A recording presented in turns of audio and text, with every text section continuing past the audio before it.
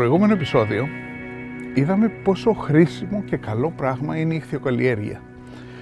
Τόσο από πλευράς βιωσιμότητας της αλληλείας, όσο και για την οικονομία μας, μια και βρίσκεται στη δεύτερη θέση των εξαγωγών τροφίμων.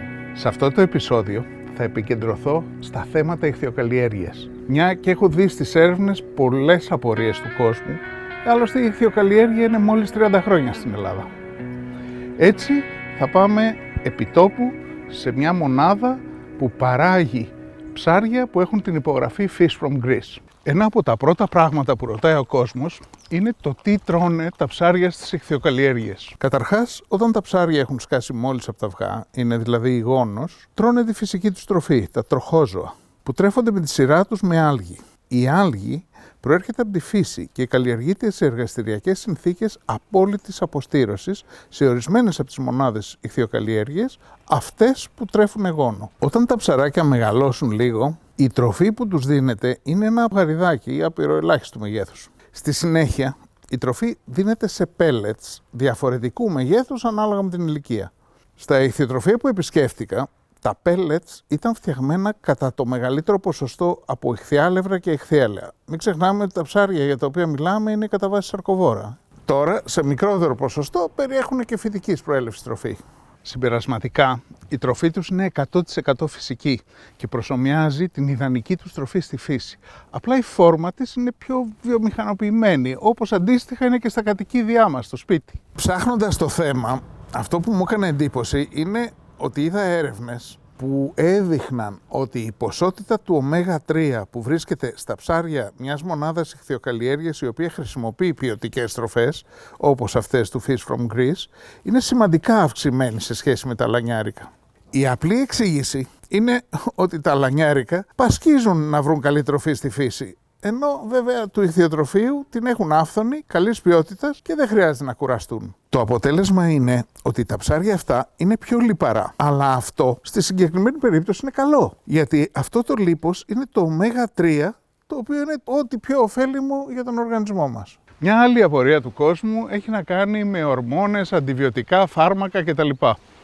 Πάμε λοιπόν να δούμε τι ακριβώς συμβαίνει στις ελληνικές ιχθυοκαλλιέργειες. Καταρχάς να πούμε ότι ορμόνες κάθε είδους δεν υπάρχουν για τα ψάρια αυτά, αυτό βγάλτε το από το μυαλό σας. Η βασική αρχή στην ιχθυοκαλλιέργεια είναι η πρόληψη.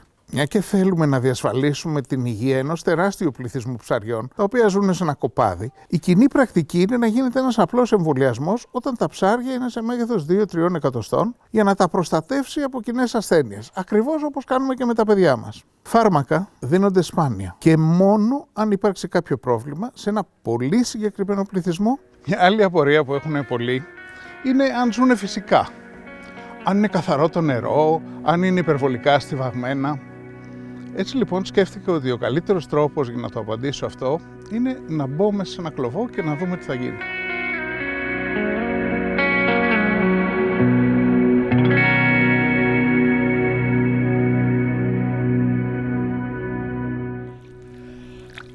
Είμαι μέσα σε ένα κλωβό γεμάτο τσιπούρες. Το βάθος της θάλασσας εδώ είναι γύρω στα 100 μέτρα. Ο κλωβός στο δίχτυ πάει κάτω γύρω στα 17 μέτρα.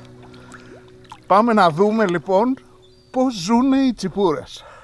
Η πυκνότητα των ψαριών είναι βάση προδιαγραφών.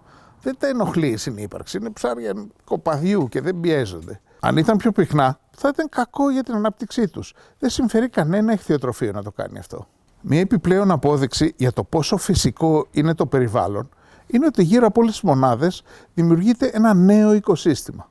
Εδώ έρχονται άλλα μικρά ψάρια για να φάνε ότι διαφεύγει μέσα από τους κλωβούς και έτσι συχνά βλέπουμε τόνους ή δελφίνια τα οποία έρχονται να τραφούν από τα μικρότερα ψάρια. Τα επόμενα ερωτήματα που θέτει ο κόσμος έχουν να κάνουν με το τελικό στάδιο της διαδικασίας. Δηλαδή πώς αλλιεύονται, πώς ξέρουμε ότι είναι φρέσκα και πώς φτάνουν σε εμάς. Ένα από τα πιο ενδιαφέροντα πράγματα που έμαθα κάνοντας επισκέψεις σε μονάδες ιχθυοκαλλιέργειας είναι ότι πριν από την αλίευση τα ψάρια δεν τρώνε για 4 μέρες ώστε να είναι άδειο το έντερό τους. Αυτό είναι φυσική συνθήκη για τα ψάρια, που είναι οργανισμοί που στη φύση τρώνε μόνο όταν βρουν τροφή και μπορούν να μην φάνε για μέρες. Η σημασία αυτής της λεπτομέρειας είναι ότι με άδειο το έντερο η μικροβιακή φόρτιση στην κοιλιά τους είναι ελαχιστοποιημένη. Από εκεί προκύπτει και η δυνατότητα να μένουν φρέσκα για περισσότερες μέρες. Πράγμα που είναι πολύ σημαντικό για τις εξαγωγές, όχι τόσο σημαντικό για μας βέβαια, που μας έρχονται την άλλη μέρα. Αμέσως μετά την αλίευση, τα ψάρια διατηρούνται σε χαμηλές θερμοκρασίες. Αφού αλιευτούν, σε λίγα λεπτά βρίσκονται στο χώρο που πακετάρονται σε πάγο. Και σε μερικές ώρες ξεκινάει ο δρόμος για την παράδοση στο λιανεμπόριο.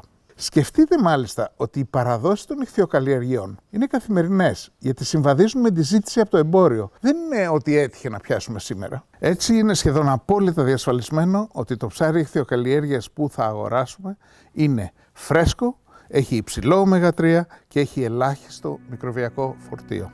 Ελπίζω να σας έλυσα όλες τις απορίες σε σχέση με την ελληνική ιχθυοκαλλιέργεια και τα ψάρια με την υπογραφή Fish from Greece.